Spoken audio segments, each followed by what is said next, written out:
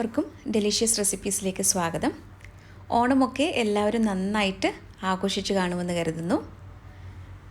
ഇന്ന് ഞാൻ വെള്ളരിക്ക പുളിശ്ശേരിയുമായിട്ടാണ് വന്നിരിക്കുന്നത്. ചോറിൻ്റെ കൂടെ ഒഴിച്ച് കഴിക്കാൻ പറ്റിയൊരു കറിയാണിത്. അപ്പോൾ നമുക്കിതെങ്ങനെയാണ് തയ്യാറാക്കുന്നതെന്ന് നോക്കിയാലോ.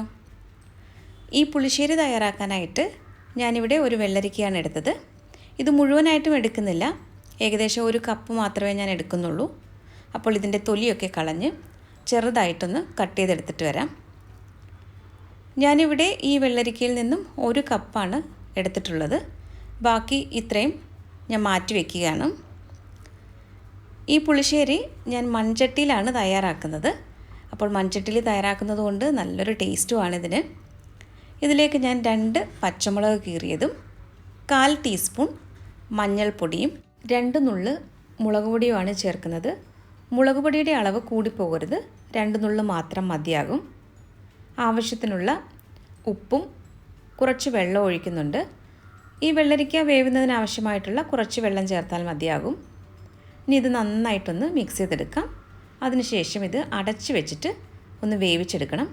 ഇതിവിടെ വേവുന്ന സമയത്ത് നമുക്കൊരു അരപ്പ് തയ്യാറാക്കിയെടുക്കണം.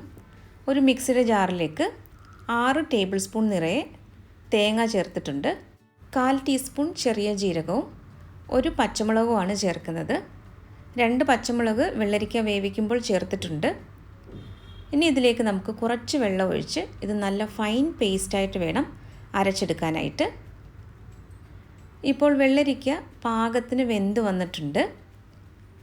ഇനി ഇതിലേക്ക് നമുക്ക് അരപ്പ് ചേർത്ത് കൊടുക്കാം. വളരെ പെട്ടെന്ന് തയ്യാറാക്കാൻ പറ്റുന്ന നല്ലൊരു നാടൻ ഒഴിച്ചുകറിയാണിത്.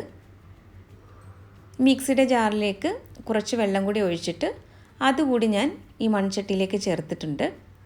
ഇത് നന്നായിട്ടൊന്ന് ഇളക്കി കൊടുക്കാം. ഈ അരപ്പും വെള്ളരിക്കയൊക്കെ നല്ലതുപോലെ മിക്സ് ചെയ്തെടുത്ത ശേഷം ഒരു 4 മിനിറ്റ് നമുക്കിതൊന്ന് കുക്ക് ചെയ്തെടുക്കണം. ഈ അരപ്പിൻ്റെ പച്ചമണമൊക്കെ ഒന്ന് മാറാൻ വേണ്ടിയിട്ടാണ്. ഇപ്പോൾ ഏകദേശം 4 മിനിറ്റ് ആയിട്ടുണ്ട്. അരപ്പിൻ്റെ പച്ചമണമൊക്കെ നല്ലതുപോലെ മാറിയിട്ടുണ്ട്. ഇനി ഇതിലേക്ക് നമുക്ക് തൈരാണ് ചേർക്കേണ്ടത്. 1/2 ലിറ്റർ തൈര് ഒട്ടും തന്നെ വെള്ളം ചേർക്കാതെയാണ് മിക്സിയിലൊന്ന് അടിച്ചെടുത്തത്. ഇത് ഒരുപാട് സമയമൊന്നും മിക്സിയിൽ അടിച്ചെടുക്കേണ്ട ആവശ്യമില്ല. ആ തൈരിലെ കട്ടകളൊക്കെ ഒന്ന് മാറാൻ വേണ്ടിയിട്ടാണ് മിക്സിയിലൊന്ന് ചെറുതായിട്ട് അടിച്ചെടുത്തത്. തീ ഏറ്റവും കുറച്ച് വെച്ചിട്ട് ഇത് നന്നായിട്ടൊന്ന് മിക്സ് ചെയ്തെടുക്കണം. തൈര് ചേർത്ത് കഴിഞ്ഞാൽ ഇത് തിളയ്ക്കാനൊന്നും പാടില്ല. ഈ മൺചട്ടി ആയതുകൊണ്ട് തന്നെ നല്ല ചൂടുണ്ട്. അപ്പോൾ ഇതൊന്ന് നന്നായിട്ട് മിക്സ് ചെയ്തെടുത്ത ശേഷം ഫ്ലെയിം ഓഫ് ചെയ്യുകയാണ്. ഇനി ഇതിലേക്ക് കടുക് താളിച്ച് ചേർക്കാനുണ്ട്. 2 ടേബിൾ സ്പൂൺ വെളിച്ചെണ്ണ ചൂടാക്കിയിട്ടുണ്ട്. ഇതിലേക്ക് ഏകദേശം 1/4 ടീസ്പൂൺ കടുകാണ് ചേർത്തത്. ഈ കടുക് നന്നായിട്ടൊന്ന് പൊട്ടി വരണം. അതിനുശേഷം ഇതിലേക്ക് 2 നുള്ള് ഉലുവ ചേർത്ത് കൊടുക്കാം.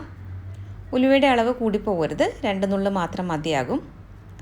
ഇനി ഇതിലേക്ക് ഒരു 3 ഉണക്കമുളകും കുറച്ച് കറിവേപ്പിലയും കൂടി ചേർത്തിട്ട് നന്നായിട്ടൊന്ന് മൂപ്പിച്ചെടുക്കണം. ഇനി ഇത് തയ്യാറാക്കി വെച്ചിരിക്കുന്ന നമ്മുടെ പുളിശ്ശേരിയിലേക്ക് ചേർത്ത് കൊടുക്കാം. അങ്ങനെ നല്ല സ്വാദിഷ്ടമായ വെള്ളരിക്ക പുളിശ്ശേരി ഇവിടെ റെഡി ആയിട്ടുണ്ട്.